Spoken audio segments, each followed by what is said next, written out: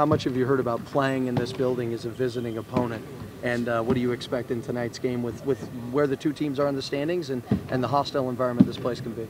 I think it'll be tough just because of what the crowd brings, how well they play at home. But I mean, we're fighting for the playoff spot. We're kind of in the same position, so it's big for both teams. You expect to have some hometown fans here for you tonight? Yeah, I know a lot of people from school. I met a lot of people in Salt Lake over the last 4 years, so I expect a lot of people to be here. How many ticket requests?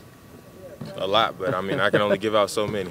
What's the best part of your NBA game right now? What do you feel is coming along for you the best? I think I'm getting a lot better defensively. When I first got here, pick and rolls, transition, everything was so hard because it's a process. You got to learn how to do it at this level. And I think after watching a lot of film and playing enough games, I'm getting better at it. Who's been the most helpful to you so far, whether it's an opponent or a teammate? One of our assistant coaches, Gus, right there, David Vanderpool, he's been on it. I mean, after every practice, every game, we're watching film, we're getting workouts in, and he's really helped me get better throughout the season. How hungry is this team to make a good statement here tonight as you guys have this home back-to-back against Utah? We're extremely hungry. We got 5 games above 500, and then we dropped 6 in a row. So right now we kind of in a struggle with our record, win one, lose one, and now we're trying to string some wins together. Damian, what do you think you'll get pretty good reception here tonight when they introduce you? I expect to, but if I didn't, I wouldn't be surprised because I know how the crowd can be for the Jazz, but I don't see why not. Damian, how bad do you want that Rookie of the Year award? No player that's played college basketball in Utah has ever won it. I think only one Jazz player has won it. What would it mean to you to win that award? It would mean a lot, but that's not my primary focus. I'm really just trying to help the team win games and hopefully get a playoff berth. I think that's what everybody on the team would say. And as long as we win games, that means I'm playing well, and I think that would lead to individual things. You reflect back at your time at Weber State, how it got you ready for the pros? I think the 4 years says it all. I was there 4 years. My coaches, they developed me each year. It was never like I showed up to Weber State as an NBA player. Each summer they sat down with me and thought out things that I needed to improve upon over the summer. And I think every year I improved as a person and player because every year I felt like they expected more from me, not only on the court but in the classroom, how people saw me around campus. So they really helped the development of my character and my ability to play the game. How does life change when you get to the NBA? It's a completely different ball game. I mean, you all of a sudden got 1,000 more family members. Everybody needs a favor, and you got a lot of money. So, I mean, it can be a lot of negative attention, but it is what you make it. I keep the same circle of people around me and try to remain as humble as I can and just enjoy it for what it is, the game of basketball. And you're a very humble guy, but all the attention, you've had some recent success in the NBA, and your name keeps coming up all over the place. That's got to feel great, but you seem to stay grounded at the same time. Yeah, I mean, it's all good, but I mean, I remember before all this happened. I remember when everybody didn't believe and everybody was saying the league I played in and how I didn't play against NBA level competition. And I didn't believe all the hype and what everybody was saying back then, so now that the table's turned, I'm not going to start buying into it now. Did you use that as motivation? Yeah, I did. I mean, I think anybody who's been doubted a lot and people always have a knock for you, you always want to prove them wrong, and that was my big thing coming into this year. Speaking about that, how is Wesley Matthews as a teammate and his story of being a guy who's an undrafted free agent and he's been able to be such a productive member in this league?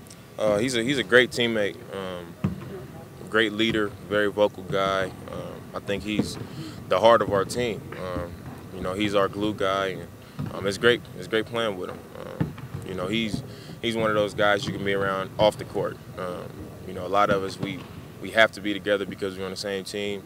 And Wes is definitely one of those guys that I wouldn't mind being around all the time. Some of his former teammates have said that he's one of the better trash talkers out there on the floor. Do you experience that being on the floor with him? Kind of. I think he's really just extremely competitive. He wants to be the best, and if you're going to be out on the floor with anybody that you're going to go to war with, you want somebody like Wes. You've used that motivation of no one believed in you, all the doubters now, but people obviously believe in you now.